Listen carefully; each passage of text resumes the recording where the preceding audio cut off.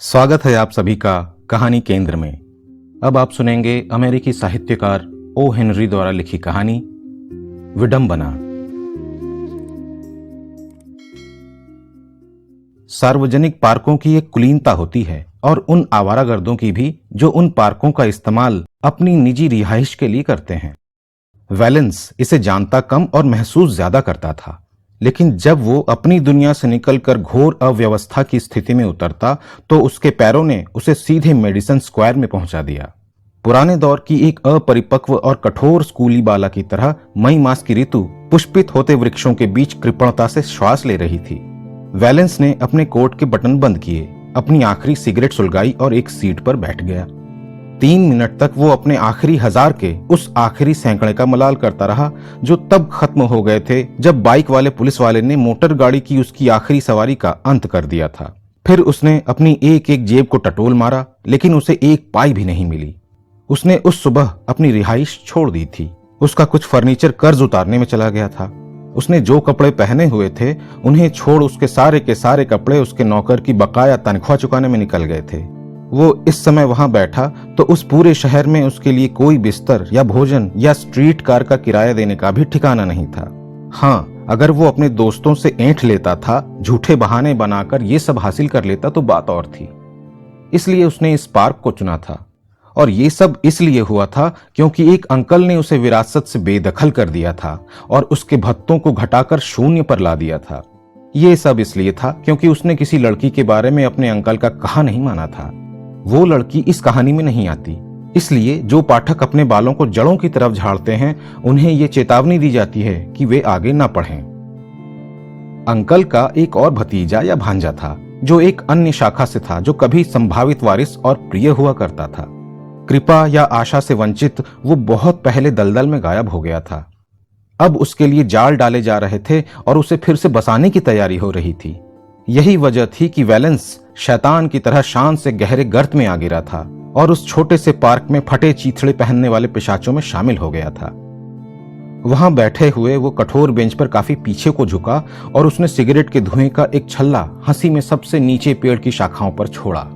जीवन के तमाम संबंधों, तमाम बंधनों के अचानक टूट जाने से उसे आनंद और मुक्ति का अनुभव हो रहा था। उसे ठीक उस गुब्बारा चालक जैसा एहसास हो रहा था जो अपने पैराशूट को काट देता है और अपने गुब्बारे को अनियंत्रित उड़ने देता है। लगभग 10 बजे का समय हो रहा था। बेंचों पर अधिक ठिलुए नहीं थे। पार्क में रहने वाला वैसे तो पतझड़ी ठंडक से लड़ने के मामले में जिद्दी होता है, लेकिन वसंत की ठिठुरा देने वाली फौज की अगली पंक्ति पर हमला करने में सुस्त होता है। फिर कूदते फुहारे के पास की सीट से एक व्यक्ति उठा और आकर वैलेंस के बगल में बैठ गया। वो या तो जवान था या बूढ़ा। सस्ते होटलों में रहने से उसके पास से छिछियां आने लगी थी। रेजर और कंघी से उसका कोई नाता नहीं रह गया था। उसमें शराब भर दी गई थी और उस पर शैतान की मुहर लग गई थी। उसने वैलेंस से माचिस मांगी, जो पार्क में बेंच पर बसेरा करने वालों के बीच परिचय का एक तरीका होता है, और फिर वो बतियाने लगा। तुम यहाँ रोज आने वालों में से तो नहीं हो? उसने वैलेंस से कहा। मैं दर्जी के सिले कपड़ों को देखकर पहचान लेता हूं। तुम इस पार्क से निकल रहे थे और बस थोड़ी देर के लिए यहाँ रुक गए हो। थोड़ी देर तुमसे बोल लूं, बुरा तो नहीं लगेगा? मुझे किसी का साथ चाहिए। मुझे डर लग रहा है, मुझे डर लग रहा है। मैंने वहां 2-3 लोफरों को ये बात बताई। वे सोचते हैं मैं पागल हूं। देखो, मैं तुम्हें बताऊं, आज मैंने 2 ब्रिथसेल और एक सेब के सिवा कुछ भी नहीं खाया है। कल मैं 30 लाख की विरासत के लिए कतार में खड़ा होऊंगा। वहां वो जो रेस्टोरेंट तुम देख रहे हो, जिसके आसपास गाड़ियां खड़ी हैं, वहां खाना मेरे लिए बिल्कुल भी भारी नहीं पड़ेगा। तुम्हें विश्वास नहीं होता ना? क्यों? मुझे कोई परेशानी नहीं, वैलेंस ने हंसते हुए कहा। मैंने कल ही वहां लंच किया था और आज मैं 5 सेंट की कॉफी भी नहीं खरीद सकता। तुम हम जैसे तो नहीं दिखाई देते। हाँ, मैं समझ सकता हूं ऐसा होता है। मैं खुद फन्ने खा हुआ करता था कुछ साल पहले। तुम्हारे साथ क्या हुआ? मेरे साथ? ओह, मेरी नौकरी छूट गई, वैलेंस ने कहा। ये शहर ना, ये तो खालिस नर्क है, दूसरे व्यक्ति ने आगे कहा। एक दिन आप चीन से अर्थात मिट्टी के बर्तन में खा रहे होते हैं तो अगले दिन आप चीन में किसी चॉपसुई होटल में खाते हैं। मुझे भी बहुत बदनसीबी झेलनी पड़ी है। 5 साल तक मेरी हालत किसी भिखारी से बेहतर नहीं रही। मेरी परवरिश महंगी चीजें बरतने और कुछ न करने के लिए हुई थी। देखो, तुम्हें ये सब बताने में मुझे कोई परेशानी नहीं है। देखो, मुझे कोई बात करने को चाहिए। मुझे डर लग रहा है, मुझे डर लग रहा है। मेरा नाम आइड है। तुम सोचोगे भी नहीं कि वो बुढ़ऊ पॉल्डिंग रिवर्स साइड ड्राइव के उन लखपतियों में से एक वो मेरे अंकल थे। क्यों, ऐसा ही है ना? मैं कभी उनके घर में ही रहता था और जितना चाहता उतना पैसा ले सकता था। देखो, क्या तुम्हारे पास पीने को पैसा नहीं है? अब क्या नाम है तुम्हारा? डॉसन, वैलेंस ने कहा। नहीं, अफसोस के साथ कहना पड़ता है कि मेरे पास पैसा बिल्कुल भी नहीं है।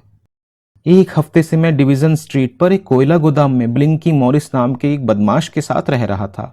आइड ने आगे कहा, मेरे पास और कोई ठिकाना नहीं था। आज जब मैं बाहर था तो एक व्यक्ति जेब में कुछ कागज लिए मुझे पूछ रहा था।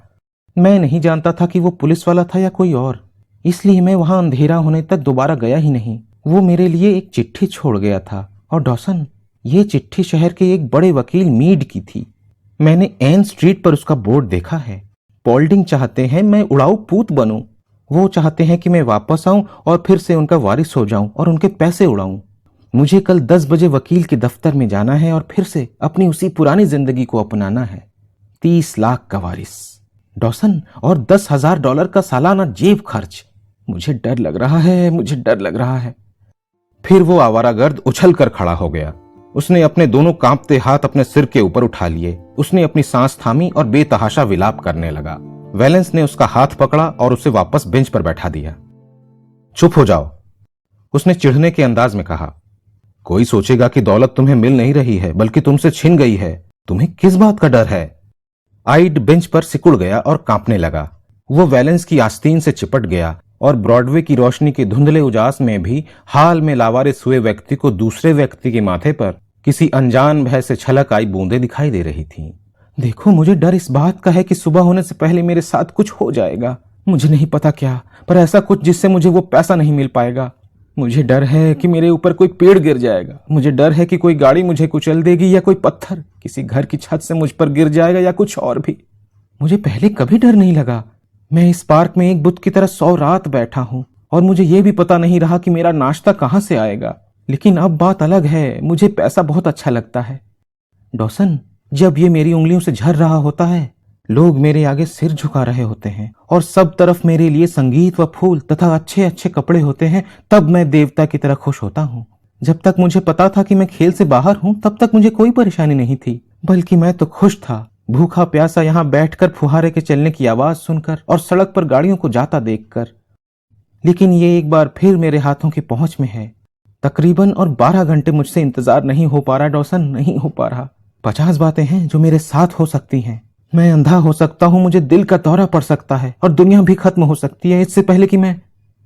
आइड एक बार फिर चीखते हुए कूदकर खड़ा हो गया। बेंचों पर बैठे लोगों में हलचल हुई और वे देखने लगे। वैलेंस ने उसका हाथ पकड़ लिया। आओ टहलो, उसने तसल्ली देते हुए कहा, और अपने आप को शांत करने की कोशिश करो। बदहवास होने या डरने की कोई जरूरत नहीं है। तुम्हें कुछ नहीं होने वाला। हर रात बराबर होती है। ये बात सही है, आइड ने कहा। मेरे पास रुको डॉसन, तुम एक अच्छे इंसान हो, थोड़ी देर मेरे साथ ठहरो। इससे पहले मैं ऐसे कभी नहीं टूटा और मैंने कितनी ही ठोकरें खाई हैं। क्या तुम थोड़ा खाने का इंतजाम कर सकते हो? मेरा तो बूता नहीं है कि अब भीख मांग सकूं। वैलेंस अपने साथी को लगभग सुनसान 5वें एवेन्यू पर ले गया और फिर पश्चिम की तरफ 30वें से होकर ब्रॉडवे की तरफ ले आया। थोड़ी देर यहीं रुको, उसने कहा और आइड को एक शांत तथा छायादार जगह में छोड़ गया। वो एक जाने पहचाने होटल में गया और अपने उसी पुराने अंदाज में आराम से चहलकदमी करता हुआ बार की तरफ बढ़ गया। बाहर एक गरीब शैतान है जिमी, उसने बार कर्मी से कहा। वो कहता है कि वो भूखा है, भूखा लग भी रहा है। तुम तो जानते हो कि अगर उन्हें पैसा दिया जाए तो वे क्या करते हैं। उसके लिए 1-2 सैंडविच तैयार कर दो और ये देखने का काम मेरा है कि वो इसे फेंकेगा नहीं। बिल्कुल मिस्टर वैलेंस, बार कर्मी ने कहा। सभी ढोंगी नहीं होते, किसी का भूखा रहना अच्छा नहीं लगता। उसने एक रुमाल में ढेर सारा खाना बांध दिया। वैलेंस इसे लेकर अपने साथी के पास पहुंच गया। आइड भुक्खड़ की तरह खाने पर झपट पड़ा। 1 साल में मुझे इतना अच्छा मुफ्त खाना कभी नहीं मिला, वो बोला। तुम कुछ नहीं खाओगे डॉसन? नहीं, मुझे भूख नहीं, शुक्रिया, वैलेंस ने कहा। हम वापस स्क्वायर जाएंगे, आइड ने कहा। वहां पुलिस वाले हमें परेशान नहीं करेंगे। मैं इस बचे हुए खाने को अपने नाश्ते के लिए रख लूंगा।